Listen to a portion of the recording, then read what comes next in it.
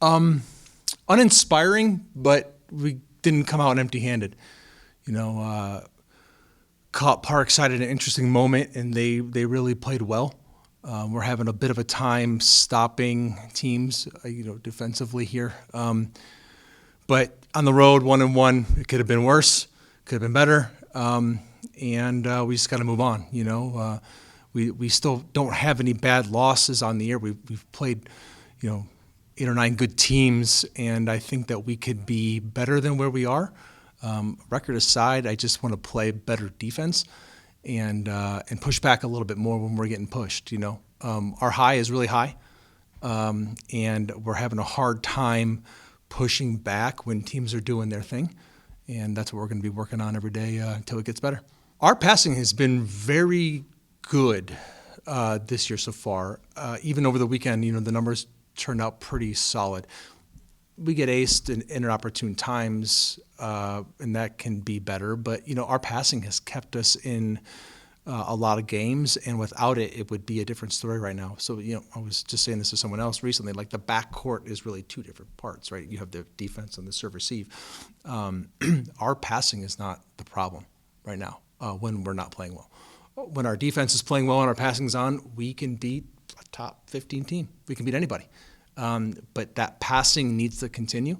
And I think to answer your question directly, the Purdue game, we neutralized their serving with good serving of our own and some good passing. Paige is one of the nicest, just most impressive humans you're going to come across for a freshman. She's such a unique talent for us. We're so lucky to have her. She is confident in her own right. But the way you're asking it, I know what you mean. Like, what is it going to be like as she matures through the program? And I'm excited to see it. We put her in to serve for us over the weekend. Turns out Paige has our best serve. Like, it's just, or one of them, she just is going to do what we ask you to do. She's trying to get better along the way. I don't know what she expected of herself or her role going into her first year. But our middle core is strong. And without her, what she's doing, not only are we not getting that output, but it allows us to play with Rachel on the right side, which has worked out in that regard pretty well for us. Offensively, I should say both sides of the ball, those 3 are giving us a lot there. We need to be more consistent in the front line defensively. I think that the last 2 weekends, our blocking has broken down a little bit and made our backcourt it's easy to say you should have dug that ball, but when the block is a little wonky, and good teams will make it that way, teams in system, they're going to be fast. It's going to make it harder. It becomes more challenging, but those 3 give us a lot of consistency and power offensively and are doing a really good job blocking for us as well. We need to be more consistent blocking and defensively just across the board, though. They play fast.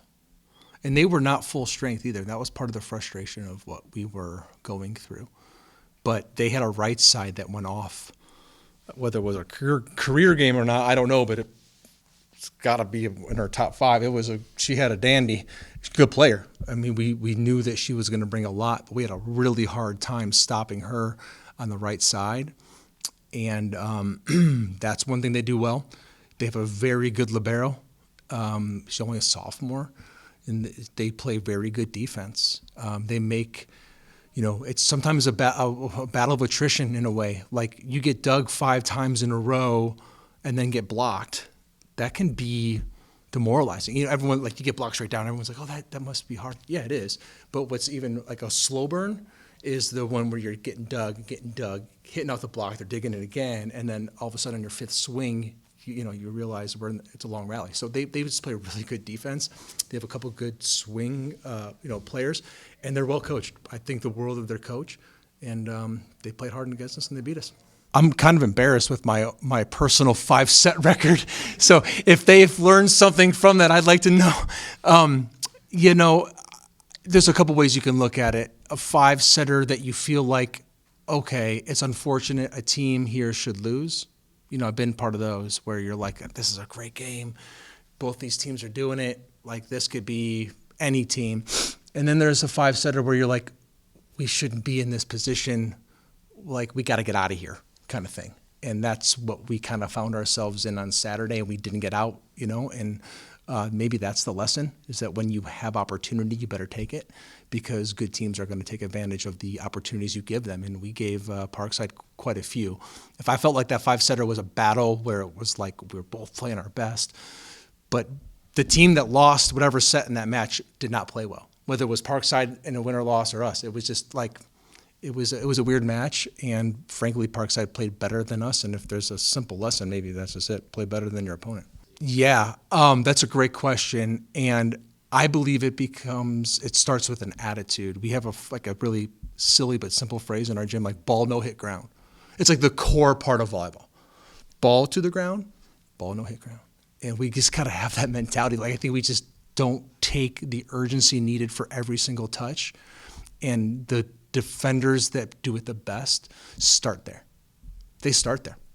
Anything they can to get the ball off the ground. Now, ball to target is the sweet spot, and we can be there. And when we're there, we have the offensive weapons to be like very good. First step is I think the mentality switch needs to start happening a little more often and urgent.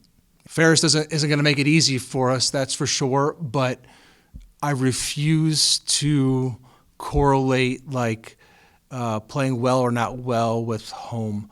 Our team is fully aware of how great we have it in our home gym, and it's a match-by-match basis. We play those three teams the last time we played here anywhere. I don't know that the outcome would have been much different. They're, all four of us are good teams. Just play by play, point by point, set by set. That's how we have to approach it, home or away. And if you can't get behind, you can't get up for playing in the wood gym here, the varsity gym here with the pep band behind you and the support we have, you're just not going to do it. And so our team is aware of that, and we're looking forward to redeeming ourselves here back at home.